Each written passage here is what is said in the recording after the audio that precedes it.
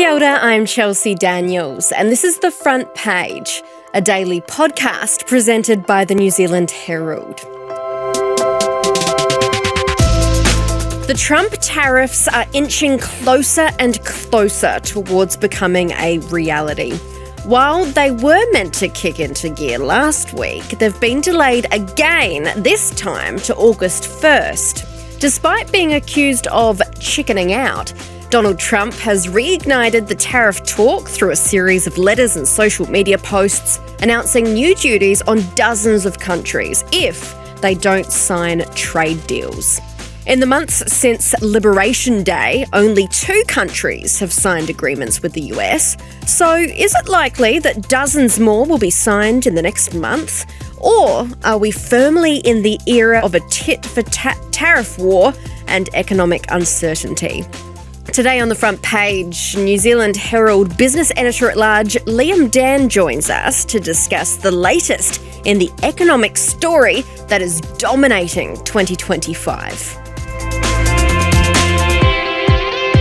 Liam, all these tariffs were meant to be in place last week, right? Why have they been delayed again?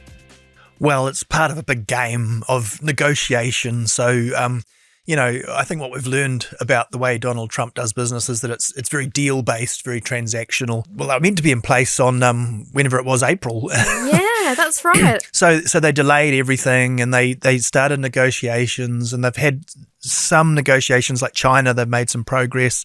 Vietnam, they made some progress, but I don't think they've made as much progress as they'd like. So the deadline around July 9, they didn't hit that. So they've said, here's the new deadline is now August 1.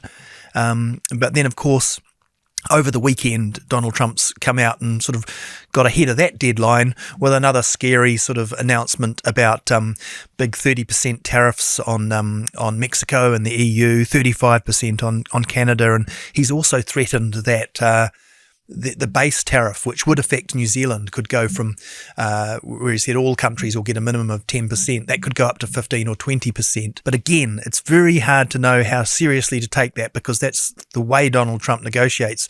There's a deadline coming up on August 1. In theory, he's trying to put pressure on those negotiations with a big scary number. And one assumes at this point that there'll still be some movement before we get that. And so the numbers he's announced, I'm not 100%, I'm very unsure that they'll be the reality in the end. Right. So August 1st, do we actually think it's going to happen? Well, who knows? These negotiations, the trade negotiations, are normally very complex and take a long, long time. And that's not the way Donald Trump wants to do things, but I think he's finding out that it's not that simple. There's side effects. He knows all that, but he's still sort of playing a big game. There are things like a big tariff announced on Brazil. Immediately people start talking about coffee prices, which really affect consumers. So the impact on US inflation, and then more importantly probably US markets and bond markets, is the driver. But I think it's a case of his negotiating style is to see what he can get away with, push it as far as he can, then it comes back a bit, then he pushes again and it comes back again a bit. But are we going to just get tired of that though? Yeah, there's the cry wolf thing, right? Yeah. So well, I think that's what we will see, that measured in market reaction. So there was a bit of market reaction initially. I think it caught the Canada tariff announcement, caught the tail end of US markets. As we record this, we haven't yet seen how Wall Street will react when it opens Monday night New Zealand time. But the futures exchange is suggesting a sort of at the moment, nearly 200 points coming off. So that's sort of like 1.75% off markets, which is a bit of a fall. It's not a collapse and then who knows? It kind of feels like, because initially, right, we were talking about Wall Street and it had its worst day in X years or something like that. But with every announcement, I'm not hearing that anymore. So are the markets kind of cluing up, I suppose, to Donald Trump's way of doing things? Yeah, I think that's definitely happening. They carried on as if nothing was happening in the gap between April and July. So they actually got back to record highs. That does mean they're quite highly valued US stocks. So there's a risk that something triggers a bit of a panic sell-off at any time. We are in territory where that could happen. But I think, you see a little bit of reaction, and then I'm sure Donald Trump and his negotiating team would expect to see around 2% fall on Wall Street and would live with that. It's if it gets a bit more out of hand that he pulls back, or if those bond markets start to move against him, which are, we've talked about before, very powerful influence on the US and interest rates, which can really hurt the US government, which has a lot of debt. It's the game restarting. I mean, I think that's what's happened. He's getting back in the game on tariffs. What it feels like is that we'll get to where we get over a long period. Eventually, maybe by the end of this year, there's going to be some higher tariffs than there were in place. The world is learning to live with that. There will be some real world impacts, and inflation and all that sort of stuff. But, the US administration has to balance that and get that right politically for them. And then, as the world deals with it, in the background, Asia, Europe, New Zealand, all these other nations are, really putting the foot down on trade negotiation to move away from the US as much as possible. So you're seeing a sort of a lot of work going on behind the scenes for nations to shore up other places for their goods to go if they can't get as much into the US, which weirdly, again, could have some positive effects for New Zealand. It's hard to know. We don't want more cost on our goods going into the US, obviously, for our winemakers and our beef and so on. But the direct impacts still don't look totally devastating, other than, the general uncertainty. But in a weird sort of way, the world's, living with that this year. President, on tariffs, what happened to 90 trade deals in 90 days? We've spoken to everybody. We know it's all done. What's the I told you, we'll make some deals, but for the most part, we're going to send a letter. We're going to say, welcome to the United States. If you'd like to participate in the greatest, most successful country ever. I mean, we're doing better than ever. I don't think, and you're going to see these numbers soon. We've never had numbers like this. We've never had investment like this. We have more than 90. Back in April, the Trump administration, they promised 90 deals in 90 days. So I believe that was around the time when Donald Trump said something along the lines of all world leaders are going to kiss my ass or something. They only managed 2. Yeah. They've managed 2. So UK and Vietnam. Where are the other 88? Well, as I say, it's harder than it might seem from the outside to do these trade deals. They're very complicated. It can take years to do the kind of free trade deals. Yeah, well, look at New Zealand and India. Yeah, it's been takes decades. A long time. I mean, the China deal, Europe deal we've got now, they take years and years, and there's all sorts of complicated, exemptions and things that are in, things that are out, and I guess it is being accelerated. Donald Trump's, accelerating things. Yeah, again, it just goes to just what he says at the time. You take it with a big grain of salt. It's part of a transactional way of doing business. So he's not necessarily thinking about the big strategic sort of 4-dimensional chess. He's thinking about winning the transaction in front of him and progressing the US interests that way. And maybe it'll work. Maybe at some point a year from now he'll have higher tariffs on everything, and the US market will have adjusted, and he could call that a win. But he doesn't seem to have any concerns or fears about looking bad on saying something that doesn't happen. Like he's his back downs, he doesn't call them back downs or reversals. He just does them, and people just get used to it. So I don't think he cares that much whether what he says eventuates specifically, because clearly a lot of stuff hasn't gone the way he said.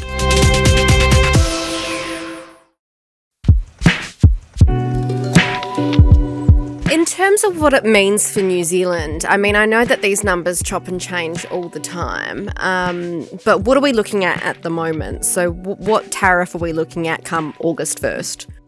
Well, we're still supposed to be just looking at a 10% base tariff, which I'm sure our businesses are the businesses that are most affected, the beef and meat sector, the wine sector, have been working on, dealing with, talking to their trading partners and customers, and I think largely will be okay. We'll wear it because that cost is going to be borne by US consumers unless it means they say no to our goods and we have to drop the price a bit to keep the same volumes up, and we don't have somewhere else to send the products. But if we've got other markets interested in our products, then we're not desperate. The US needs a lot of our beef. It just doesn't generate enough sort of low-grade beef for hamburgers and things like that, and so it actually needs New Zealand and Brazilian and Argentinian beef to go into all those hamburgers. Right? And Australian, yeah. I think those sectors will be all right. There is that risk. He has said that he might look at 15 to 20% as a base rate. That sounds like a classic Donald Trump threat. I doubt it. It's possible. Anything's possible, but I don't think people are sort of panicking and thinking this is happening just because Donald Trump said it. We've talked before about how tariffs actually affect your own citizens and the cost for things at the supermarket and stuff. And come August 1st, will US businesses and consumers be the ones who are feeling the heat there? On some key products. So they put a 50% tariff on copper and the price soared. So that has an impact. I've seen, Brazil, coffee, orange juice. Consumers will. It takes a while for these things to flow through, and the cost is spread between how much price pressure they can put on the people, like our exporters trying to put goods into the US. But ultimately, it is expected to be inflationary in the US. So you see a reaction on those bond markets. And that's around what the US Fed will have to do with interest rates if inflation comes back. So it can't put interest rates down as low as it would like if inflation's coming back. And that annoys Donald Trump because he thinks they should just put the rate down anyway. But it's a real world impact. And that's what will prevent, I think, Donald Trump just enacting these big numbers that he talks about, because when it gets to the crunch and the real world impacts start to flow through, that's when he dials it back a bit. So as I say, I think he's testing how far he can go. He gets a certain number out there, brings it back. There's going to be tariffs. The world has changed. There's going to be US tariffs, but I don't think anyone's going to panic about these big numbers just yet. Do you reckon it'd be a different story if he had to run again for office? I don't know. He seems to believe that he keeps talking about the fact that that this won't have the real world impacts that the economists think it will. Inflation, when it hits, is one of the most damaging things politically. We've seen it in New Zealand and around the world. Well, that's what I mean, though. Yeah. It's like, would he be making so many risks and making so many, I suppose, low-key enemies worldwide? I mean, look at Brazil. They're looking at a 50% tariff. They're not going to be overly happy about that. No, I honestly don't think he cares about whether he's popular around the world. He does care about being popular at home. Yeah. And there are some ideological things about Donald Trump and MAGA and all that sort of stuff, and I'm not sure tariffs fit perfectly into that ideological mindset. It's sort of almost shocked some of the Republicans, the extent to which he's pushed on the tariffs. So I mean, look, it just remains to be seen. I think his personal ratings are probably swinging more on some of those culture war things and views about immigration crackdowns and that sort of stuff. The numbers aren't showing that the tariffs have started to really hit the US economy directly yet. I think things are still rolling along, and as we mentioned, the US markets are back at near record highs. So it's still, after all this time, isn't quite real yet, and that's the sort of hard thing to for everyone dealing with the market pricing and all that sort of stuff to deal with. France's President Emmanuel Macron says he's in very strong disapproval of President Trump's announcement. If no agreement's reached, the French leader suggested the EU plans speeding up the preparation of credible countermeasures. Italy's Prime Minister, meanwhile, Giorgia Meloni, said in a statement it would make no sense to trigger a trade war between the two sides of the Atlantic, whilst the Dutch Prime Minister Dick Schoof posted on social media saying the EU must remain united and resolute in its aim to reach a mutually beneficial deal with the US.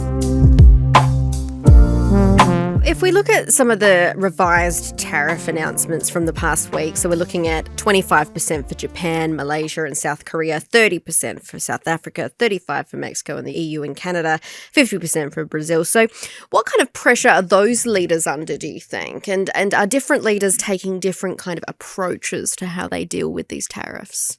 Yeah, I mean, mostly they're trying to negotiate and get a good deal. I mean, there's you know, in the first few weeks after the Liberation Day, we saw the EU and China push back and Canada push back. Those were the reciprocal. Yeah, tariffs. well, and then Trump just escalated everything. If they tried to put something, and he's still saying that if you try and hit us with, you know, reciprocal tariffs, and you know, he'll just escalate anher 20 or 30%. Well, that's why it's so bloody hard to calculate what's going on at the moment. Well, I don't, you know, mostly it's all going on behind the scenes. So we don't know where they're at with these deals mostly. So it just feels like he's playing a big hand to try and put the acid on for the deal making that's ongoing and hasn't gone as well as he'd probably like at this stage.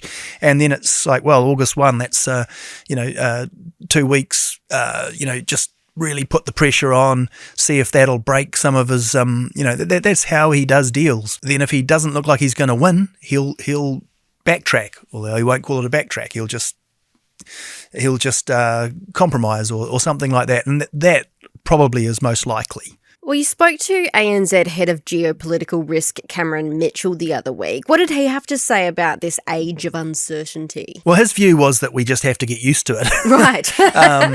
That the kind of certainty we had up until, I guess, pre-Trump, the first Trump presidency and COVID and things was almost in some ways fairly unprecedented. We had 20 years of sort of boring lows from the GFC through, it was just boring, low growth, low inflation, but it was all very, very predictable for, almost 20 years. And when you look back at history over the last 100 years or so, markets and economies and technology and society have carried on through Great Depressions and wars and all that sort of stuff, and so maybe the world's a bit more like that at the moment. I guess it's about having confidence that things keep going, because it's a change of mindset for a lot of us, especially of a certain age that grew up with a world order that was all in place and everybody was moving to more liberalisation and more free trade, and that going into reverse, in some ways it's the first time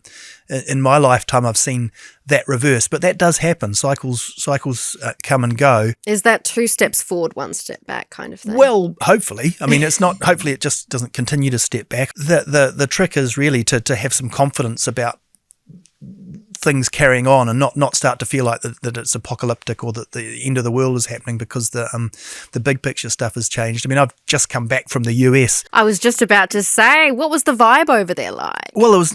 Where'd you go? New York? Spent the whole time in New York, which is almost like a city state, and I'm not going to say it's representative of everywhere, but it was almost like a politics free zone. I mean, unless I turned on the social media or the TV as I would hear, you didn't hear people talking about the politics on the subway or in the cafes or the delis or whatever.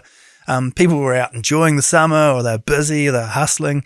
It's just life goes on, and it's interesting. Cities like New York, London, Rome, and all those places where they've been rolling for hundreds of years, thousands of years. It takes a lot to rattle them, and I think sometimes in New Zealand, we're a new place. It takes very little to rattle us. Yeah, and because we're on the edge of the world, we absorb. We're absorbing everything through social media and through mainstream media. And look, I'm not saying that there are big, strange things happening in the world. There's no denying that, but it does keep rolling, and it's important in New Zealand that we maintain confidence and keep doing the things, playing the sort of cards as they're dealt, playing the game, the ball in front of us, in order to make sure that we don't sort of create our own sort of self-fulfilling negative prophecy, I guess. All right, so what's your final bet, Liam? Will August 1st go ahead, or what are you buying me as a result? Should we do a bet? Yeah.